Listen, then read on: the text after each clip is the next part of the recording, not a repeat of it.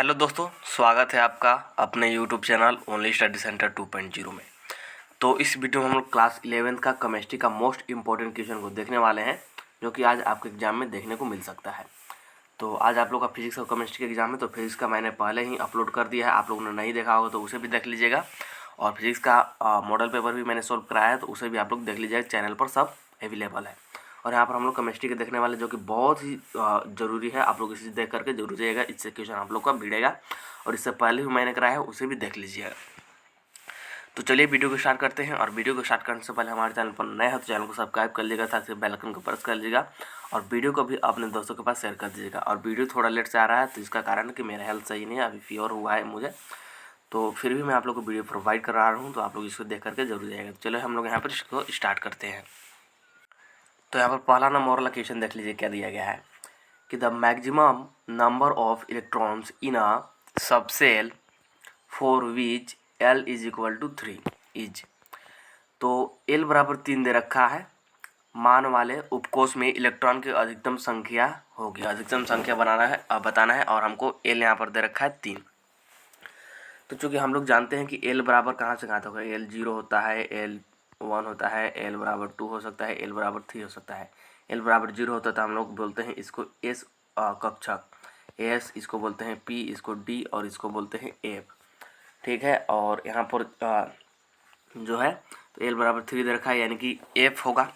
F यहाँ पर उपकोष होगा, सबसेल F सबसेल। और हम लोग जानते हैं कि F सबसेल में कितने कक्षक होते हैं, तो 7 कक्षक होते हैं।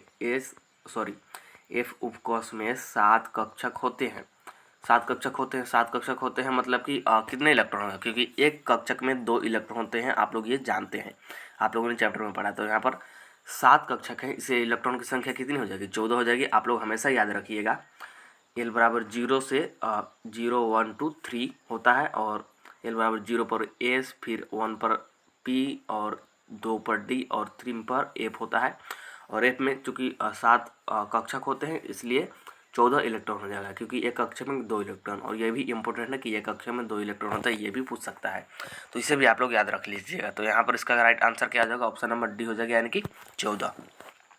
चलिए फिर आगे बढ़ते हैं। नेक्स्ट क्वेश्चन क्या है कि molecular mass of heavy water is. तो भारी जल का आणविक सूत्र पूछा है। तो भारी जल का सूत्र क्या होता है, भारी जल का सूत्र होता है D2O। चलिए हम लोग निकालते हैं। तो D, तो यहाँ पर जो D का परमाणु संख्या है, ये कितना होता है, तो ये होता है हमारा परमाणु भार।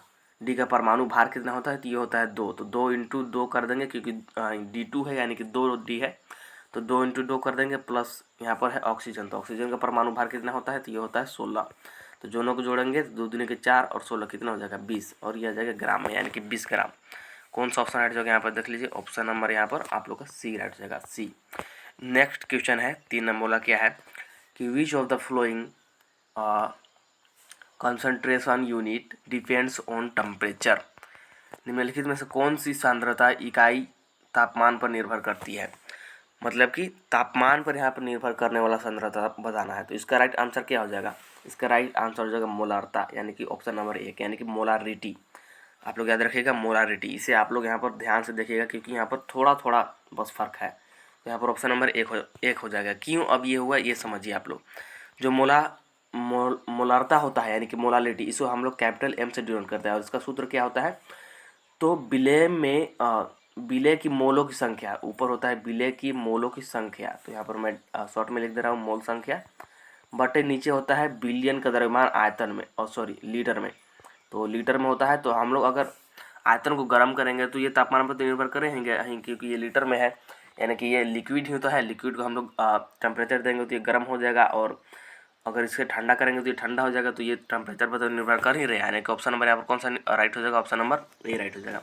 इसके अलावा मोलालता, मोल प्रभाज और ये कोई भी नहीं होगा, तो यहाँ पर ऑप्शन नंबर 1 राइट हो जाएगा। नेक्स्ट क्वेश्चन देख लीजिए, क्या है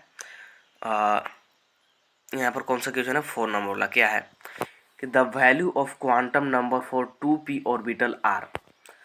2p कक्षक के लिए क्वांटम संख्या के मान है, क्वांटम संख्या के मान यहाँ पर निकालना है, यानी कि n और l का मान यहाँ पर निकाल देना है। और हमको क्या दे रखा है, तो 2p दे रखा है कक्षक। तो ये जो हमारा 2 है यही तो है हमारा एन, यानी कि मुख्य क्वांटम संख्या यानी कि प्रिंसिपल क्वांटम नंबर। तो ये हो गया हमारा एन मिल गया 2। और जो ये पी है ये हमारा सबसेल है यानी कि उपकोष है। और इससे हम लोग अभी मैंने आप लोगों को बताया था कि एल बराबर 0 होता है, एल बराबर 1 होता है, एल बराबर 2 होता है और एल बराबर 3 होता है। तो एल बराबर 0 को एस से डिनोट करते हैं और एल बराबर 1 को पी से डिनोट करते हैं। तो पी ही तो है, तो एल बराबर कितना आ जाएगा 1, यानी कि एन बराबर 2 और एल बराबर 1। तो कौन सा ऑप्शन हट जाएगा? ऑप्शन नंबर यहाँ पर सी हट जाएगा, एन बराबर 2 एल बराबर 1। फिर है 5 नंबर वाला, देख लीजिए कि निम्नलिखित में से किस में परमाणु की संख्या सबसे अधिक होगी। तो परमाणु की संख्या सबसे अधिक किस में होगी? तो इसके लिए यहाँ पर फॉर्मूला होता है, आप लोग देख लीजिए इसको कैसे करना है। द नंबर ऑफ एटम बराबर क्या हो जाएगा? Given mass. यहाँ पर ये एक्चुअली गिवन मास है एलिमेंट का, यहाँ पर ये गिवन मास है, यहाँ पर गिवन लिखना भूल गया हूँ। तो गिवन मास ऑफ एलिमेंट बटे एलिमेंट मास, जो कि उसका क्या होता है आणविक द्रव्यमान होता है जो, और गुने 6.022 इंटू 10⁻23। क्यों? क्योंकि एक मोल में इतने इतने परमाणु होते हैं, तो इतना से यहाँ पर मल्टीप्लाई कर देंगे। तो ये होता है हमारा नंबर ऑफ एटम निकालने का तरीका। अब चूंकि यहाँ पर देख सकते हैं जो आप लोग का 5 नंबर वाला क्वेश्चन दे रखा है, इसमें सभी का जो मास दे रखा है 1 ग्राम ही दे रखा है, 1 ग्राम। तो यहाँ देख सकते हैं मैंने लिखा कि यहाँ सभी का मास सेम है, तो क्या हो जाएगा? क्योंकि सभी का मास सेम है इसलिए जो नंबर ऑफ एटम है ये इनडायरेक्टली प्रोपोर्शनल हो जाएगा 1 बाई एलिमेंट मास, यानी कि जो इसका मोलर द्रव्यमान है, जो इसका मोलर द्रव्यमान होता है परमाणु का, ये उसका व्युत्क्रमानुपाती हो जाएगा। मतलब कि जिसका मोलर द्रव्यमान ज़्यादा होगा उसमें एटम की संख्या कम होगी, और जिसमें मोलर द्रव्यमान कम होगा उसमें एटम की संख्या ज़्यादा होगी। तो यहाँ पर देख लीजिए सब इसका राइट आंसर क्या हो जाएगा? सबसे अधिक परमाणु की संख्या हो जाएगा आप लोग का 1 ग्राम लिथियम में। क्यों? क्योंकि जो लिथियम है, लिथियम का मोलर द्रव्यमान होता है हमारा 6 ग्राम होता है। तो ये सबसे कम है, जो 4 ऑप्शन दिए गए आपको उनमें से सबसे कम है यही 6 ग्राम, इसलिए इसमें मोल की संख्या ज़्यादा हो जाएगी। तो यहाँ पर देख लीजिए आप, तो यहाँ पर कौन सा ऑप्शन हट जाएगा? ऑप्शन नंबर सी राइट हो जाएगा, 1 ग्राम लिथियम। और बाकी सबका मोल द्रव्यमान लिथियम से ज़्यादा है, इसलिए यहाँ पर ऑप्शन नंबर सी राइट हो जाएगा। नेक्स्ट क्वेश्चन देख लीजिए क्या है कि एफी है, एफी यहाँ पर क्या है? तो एफी आयरन है। तो आयरन यहाँ पर कौन से ब्लॉक का तत्व है बताना है। तो इसके लिए हम लोग को करना होगा इसका इलेक्ट्रॉनिक विन्यास। तो चलिए करते हैं। तो आयरन कितना होता है? आयरन होता है 26। तो करते हैं इसका, तो आ जाएगा 1s2, फिर आ जाएगा 2s2, फिर आ जाएगा 2p6, फिर आ जाएगा 3s2, फिर आ जाएगा 3p6 और फिर आ जाएगा 4s2 और आ जाएगा फिर 3d8। तो यहाँ पर देख लीजिए 26 इलेक्ट्रॉन पूरे गए हैं। और ये जो लास्ट वाला हमारा जो इलेक्ट्रॉन गया ये कौन से कक्षक में गया, और जिस कक्षक में ये जाएगा उसी ब्लॉक का ये एलिमेंट हो जाएगा। तो देख लीजिए यहाँ पर डी वाले कक्षक में गया है, डी वाला कक्षक में। तो ये कौन से ब्लॉक का हो जाएगा? तो यानी कि डी ब्लॉक का। तो ऑप्शन नंबर यहाँ पर कौन सा हट जाएगा? ऑप्शन नंबर ए हट जाएगा, डी ब्लॉक का तत्व। नेक्स्ट 17 नंबर वाला क्वेश्चन देख लीजिए क्या दिया गया है कि 16 ग्राम मीथेन के दहन से उत्पन्न जल की मात्रा क्या होगी। तो 16 ग्राम हमको मीथेन दे रखा कि what will be the amount of water produced by the क्या है combustion of 16 gram of methane. तो इसको कैसे निकालेंगे? तो इसके लिए हम लोग यहाँ पर सबसे पहले इसका केमिकल इक्वेशन को लिख लेते हैं, जो कि क्या होता है CH4 प्लस क्या है 2O2 हो जाएगा, बराबर आ जाएगा CO2 प्लस 2H2O। ये हो जाएगा इसका इक्वेशन। अब हमको यहाँ पर सब देख रहे हैं कि यहाँ पर मीथेन कितना है, तो मीथेन है 1 मोल, और जबकि यहाँ पर जो ये O2 है यानी कि ऑक्सीजन है ये कितना है? ये है हमारा 2 मोल, और कार्बन भी है 1 मोल, और जो वाटर है ये भी है 2 मोल। अब चूंकि हमको 16 ग्राम दे रखा है मीथेन कितना दे रखा है यहाँ पर देख लीजिए 16 ग्राम मीथेन दे रखा है। तो 16 ग्राम मीथेन से कितना जल बनेगा? तो 16 ग्राम मीथेन मतलब कि कितना मोल मीथेन? तो 1 मोल मीथेन देख लीजिए, 1 मोल मीथेन में 16 ग्राम ही होता है। तो 1 मोल मीथेन, तो यहाँ पर हम लोग को क्या पूछा है कि जल की मात्रा यानी कि वाटर का मात्रा हमको बताना है। तो 1 मोल मीथेन के लिए हमको कितना जल लग रहा है? 2 मोल जल लग रहा है। तो 2 मोल जल का हम लोग डायरेक्ट मास निकाल लेंगे तो वही तो आ जाएगा हमारा आंसर। तो 1 मोल जल का जो मास होता है वो होता है 18। तो 2 से गुना कर देंगे तो 18 दूनी कितना आ जाएगा? 36 ग्राम। यानी कि कौन सा ऑप्शन आ जाएगा यहाँ पर देख लीजिए, ऑप्शन नंबर ए राइट हो जाएगा। आप लोग ऑप्शन नंबर ए राइट हो जाएगा। नेक्स्ट क्वेश्चन देख लीजिए क्या है 8 नंबर वाला कि निम्नलिखित में से कौन सा इलेक्ट्रॉनिक विन्यास संभव नहीं है। यहाँ पर पूछा कि संभव नहीं है, तो यहाँ पर कौन सा ऑप्शन आ जाएगा? ऑप्शन नंबर यहाँ पर 2D5 राइट हो जाएगा। क्यों? क्योंकि कभी भी दो जो प्रिंसिपल क्वांटम नंबर होता है एन इसके साथ डी कभी भी नहीं, सॉरी, जब ये n इज इक्वल टू 2 होगा तो 2 के साथ डी कभी भी नहीं आता है। डी ये हमारा और आगे जाएंगे तब आता है, तो 2 के साथ ये डी आ गया तो यही हो गया यहाँ पर गलत। तो ऑप्शन नंबर यहाँ पर कौन सा राइट होगा? ऑप्शन नंबर 2 राइट हो जाएगा। नेक्स्ट क्वेश्चन देख लीजिए, 9 नंबर वाला क्या है कि Cu परमाणु के चौथे कोष में इलेक्ट्रॉन की संख्या है, मतलब कि कॉपर परमाणु के चौथे कोष में इलेक्ट्रॉन की संख्या। तो चलिए हम लोग इसका कर लेते हैं यहाँ पर इलेक्ट्रॉनिक विन्यास और देख लेते हैं कि चौथा कोष में इलेक्ट्रॉन की संख्या कितनी है। तो Cu यानी कि कॉपर का परमाणु क्रमांक होता है 29, तो करेंगे तो ये आ जाएगा 1s2, फिर आ जाएगा 2s2, फिर आ जाएगा 2p6 और फिर आ जाएगा 3s2, फिर आ जाएगा यहाँ पर 3p6 और फिर आ जाएगा 4s1 और फिर आ जाएगा 3d10, ये आ गया। तो हमसे क्या पूछा था कि Cu यानी कि कॉपर परमाणु के चौथे कोष में इलेक्ट्रॉन की संख्या। तो चौथा कोष यहाँ पर देख लीजिए, ये है 4 वाला, ये चौथा कोष। तो कितने हैं? 1 है, यानी कि कौन सा ऑप्शन राइट जाएगा यहाँ पर देख लीजिए, ऑप्शन नंबर 1 राइट जाएगा आप लोग का, डी नंबर वाला जाएगा राइट। इसके बाद नेक्स्ट क्वेश्चन देख लीजिए क्या है, 10 नंबर वाला क्वेश्चन कि which of the flowing species will have the largest size. क्या है यहाँ पर? निम्नलिखित में से किसका आकार सबसे बड़ा होगा? तो सबसे बड़ा आकार यहाँ पर किसका होगा? तो यहाँ पर हो जाएगा मैग्नीशियम का, ऑप्शन नंबर यहाँ पर ए राइट हो जाएगा। और मैग्नीशियम का क्यों हुआ? तो ये आप लोगों ने जो आवर्सानी पढ़ा होगा तो उसके हिसाब से हो गया, इसे आप लोग याद रखिएगा डायरेक्टली। नेक्स्ट है 11 नंबर वाला क्वेश्चन क्या है कि परमाणु संख्या 35 वाला तत्व आवर्त सारणी के किस ब्लॉक से संबंधित है। तो परमाणु संख्या दे रखा है हमको 35 और ये पूछ रहा है कि किस ब्लॉक से संबंधित है। तो अभी मैंने ब्लॉक निकालने के लिए आप लोगों को बताया था कि इलेक्ट्रॉनिक विन्यास करना पड़ेगा। तो चलिए हम लोग यहाँ पर कर लेते हैं और मान लेते हैं ये जो हमारा तत्व है, या फिर जो यहाँ पर दे रखा है कि the element with atomic number of 35 belongs to which block of the periodic table. तो जो एलिमेंट है वो मान लेते हैं 1 से और इसका परमाणु क्रमांक हमको दे रखा है 35। तो इसका इलेक्ट्रॉनिक विन्यास करेंगे तो आ जाएगा 1s2, 2s2, 2p6, फिर आ जाएगा 3s2, फिर आ जाएगा 3p6, फिर आ जाएगा 4s2, फिर आ जाएगा 3d10 और फिर आ जाएगा 4p5।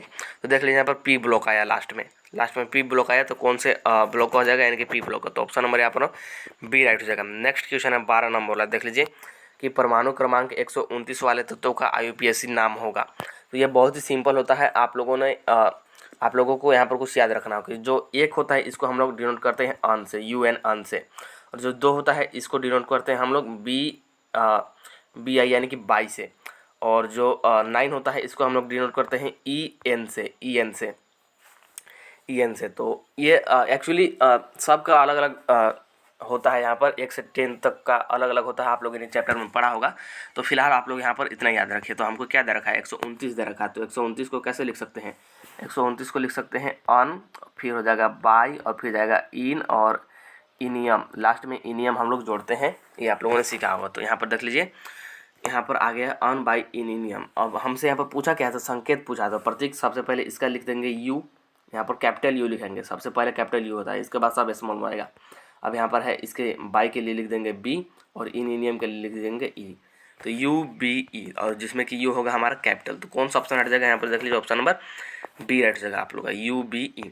फिर नेक्स्ट क्वेश्चन 13 नंबर वाला कि हाइड्रोजन का संबंध किस समूह से? जो हमारा हाइड्रोजन ग्रुप है कि हाइड्रोजन बिलोंग्स टू, तो हाइड्रोजन ग्रुप कौन से समूह से आता है? ये आप लोगों ने पढ़ा भी होगा और ये बहुत ही फेमस भी क्वेश्चन है, ये बहुत बार रिपीट हो रहा है। तो इसे आप लोग जरूर याद रख लीजिएगा कि हमारा जो ग्रुप 17 है उसका तत्व है, यानी कि ऑप्शन नंबर यहाँ पर डी हट जाएगा और समूह 17। नेक्स्ट क्वेश्चन है 14 नंबर वाला, क्या है देख लीजिए कि चार्ल्स का गैस का नियम किसके बीच संबंध देता है? जो चार्ल्स का गैस का नियम है ये किसके बीच संबंध देता है एक्चुअली बताना है। तो जो चार्ल्स का गैस का नियम होता है ये तापमान और आयतन के बीच संबंध देता है, यानी कि V समानुपातिक T होता है, V directly proportional to T। तो यहाँ पर देख लीजिए कौन सा ऑप्शन राइट जाएगा आप लोग का? आयतन और तापमान। तो ऑप्शन नंबर यहाँ पर बी राइट जाएगा। Charles law of gases given relation between तो volume and temperature, option number B right जाएगा। नेक्स्ट क्वेश्चन है 15 नंबर वाला, क्या है कि which of the most abundant element in the universe, ब्रह्मांड में सबसे प्रचुर मात्रा में कौन सा तत्व पाया जाता है? तो ये बहुत ही सिंपल क्वेश्चन है और बहुत ही इंपॉर्टेंट भी है। जो हाइड्रोजन ये सबसे ज़्यादा मात्रा में पाया जाता है पूरे ब्रह्मांड में, यानी कि पूरे यूनिवर्स में। तो ऑप्शन नंबर यहाँ पर कौन सा हट जाएगा? ऑप्शन नंबर डी हट जाएगा, हाइड्रोजन। नेक्स्ट क्वेश्चन है 16 नंबर वाला, देख लीजिए क्या है कि sign gas is a mixture of, यानी कि जो सीन गैस होता है ये किसका मिक्सचर होता है?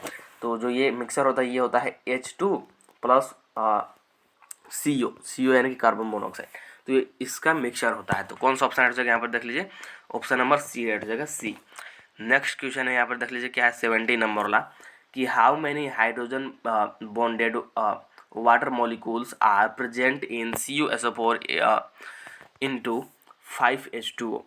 CuSO4 इंटू 5H2O में कितने हाइड्रोजन आबंधित जल के अणु हैं? तो इसमें कितने हाइड्रोजन आबंधित जल के अणु हैं यहाँ पर बताना है। तो एक्चुअली देखिए हम लोग इसको किस प्रकार से लिख सकते हैं। यह है CuSO4 इंटू 5H2O, ये ऐसा है। हम लोग इसको ऐसे कर सकते हैं कि Cu और यहाँ पर है Cu और यहाँ पर लिख देंगे H2O और यहाँ पर लिख देंगे 4, ठीक है। और इसको बाहर से बिग ब्रैकेट से बंद कर दिए और यहाँ पर लिख देंगे इंटू SO4।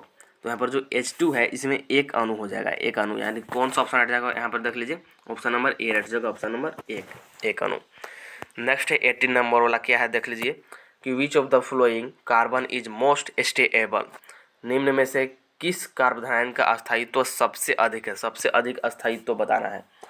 तो यहाँ पर कौन सा ऑप्शन हट जाएगा यहाँ पर? देख लीजिए। तो सबसे पहले आप लोग अस्थायित्व का क्रम समझिए, यानी कि order of stability of carbon. तो ये होता है सबसे पहले होता है टर्सरी होता है सबसे ज़्यादा, फिर होता है सेकेंडरी और फिर होता है हमारा प्राइमरी। ये इस प्रकार से होता है।